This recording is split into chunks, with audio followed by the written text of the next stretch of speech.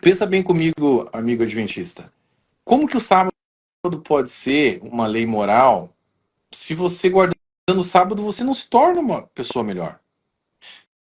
Se você deixa de mentir, deixa de roubar, você é uma pessoa melhor por isso. Agora, guardar o sábado, como que isso pode ser moral, amigo? É claro, se você está cansado, você deve descansar, você deve pegar esse princípio, Tirar um dia para separar um dia sua família, para cultuar o Deus, Senhor. para a família. Perfeito, mas você entende como esse era um sinal da antiga aliança? Era um sinal contínuo. O sinal agora da nova aliança é a Santa Ceia. Entende? Então, assim, o que era, na verdade, o sábado, gente? Vamos tentar entender isso de novo. O livro dos Cortinas Adventistas, volume 2, eu falo só sobre o sábado. São 360 páginas. A gente entra bem fundo nisso e explica muita coisa. Aqui é um resumo, tá? Mas o que era o sábado, então? O sábado, ele era uma sombra de Professores, Cristo. pregadores e cristãos que amam as escrituras, que amam a apologética, que estão aprendendo com essas lives, o livro do Gleison, ou os livros, são profundos, são densos. Não é livrinho de 30 páginas, são densos. No final ele vai apresentar e dar o contato para vocês adquirirem. Continue, por favor. Glória a Deus. Então, o que era? Era uma sombra de Cristo, primeiramente, tá? E como que a gente vai falar sobre outras coisas que era o sábado já já, mas rapidinho, olha que interessante isso, gente. Eu preciso trazer esse exemplo, pastor, porque ele é um exemplo muito forte, tá? Tudo que era rito, sombra, cerimônia, Jesus, quando ele fez a transição entre a velha e a nova aliança, ele rebaixou. Mateus capítulo 5. Visto que foi dito aos seus antepassados, eu, porém, vos digo. Quando ele está fazendo isso, ele está mudando. Ele está transicionando de alianças. Vistes Então, o que vos digo, foi dito, eu, porém, vos eu, digo. porém, vos digo. Ele está alterando as leis da aliança ali. Ele está dizendo que tem uma coisa nova acontecendo. Tá? O que era moral, ele elevou agora para um nível muito mais alto de consciência espiritual. Por exemplo, eu, porém, vos digo, né? Visto que foi dito aos seus antepassados, não adulterarás. Eu, porém, vos digo, somente de olhar com uma intenção má por uma mulher, você já está adulterando com ela. Na velha aliança, como que se configurava um adultério? Você tinha que ser pego no ato por 2 ou 3 testemunhas, e aí então você era apedrejado. Tá? Na nova aliança, Jesus está falando, não vai ser mais Desejou, assim, meu não. irmão, já foi. Não adianta você fazer escondido ninguém te pegar e achar que você está livre. Se você só desejou, você já está adulterando com ela, você já está pecando. Agora o Espírito Santo vive dentro de você e ele, a sua consciência, que é ele, está te acusando. Você está errando. Você não precisa mais de outras pessoas te falarem que está certo ou está errado. O Espírito Santo já te acusa.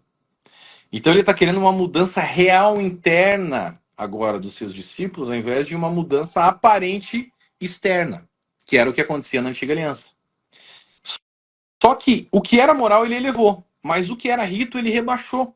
Quer um exemplo? Que o sábado era um rito, uma cerimônia, uma sombra? Olha esse negócio aqui, ó. Comenta isso aí, pessoal. O que era moral, ele elevou. O que era ritual, ele rebaixou. Ele rebaixou e eliminou no final, tá? Olha só, João 5, 1, 9. Olha que forte esse negócio aqui.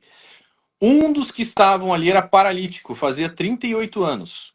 Quando viu deitado e soube que ele vivia naquele estado durante tanto tempo, Jesus lhe perguntou: Você quer ser curado? Disse o paralítico: Senhor, não tenho ninguém que me ajude a entrar no tanque de Betesda, quando a água é agitada. Enquanto estou tentando entrar, outro chega antes de mim. Então Jesus lhe disse: Levante-se, pegue a sua maca e ande. Imediatamente o homem ficou curado, pegou a maca e começou a andar. Do original, que esses mandamentos do Novo Testamento não são a continuidade dos mandamentos lá de Êxodo 20, como muitos estabelecem. É porque já deu uma hora, professor, e aí a live Caiu. automaticamente cai, mas eu não perdi, já salvei. Tá bom, meu irmão. Não, eu só estava. A gente já vai entrar na questão dos mandamentos ali de Apocalipse 12, 17. Sei que você tem que viajar.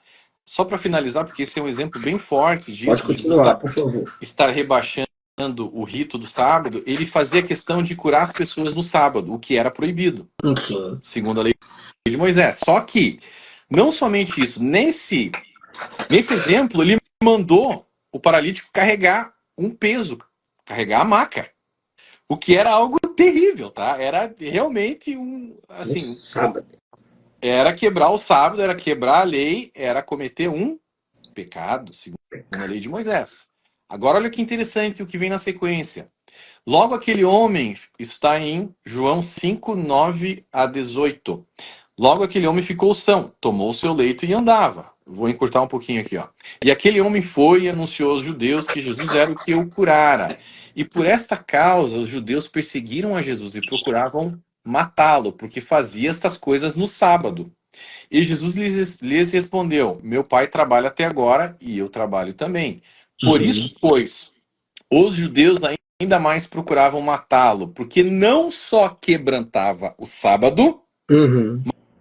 mas também dizia que Deus era seu próprio pai, Vai. fazendo-se igual a Deus. Essa palavra quebrantava no grego, ela é Opa. anuluo. Ah. Anuluo, que quer dizer o quê? Derrubar, dissolver, demolir, destruir. E ela está no gerúndio. Ele continuamente quebrantava o sábado.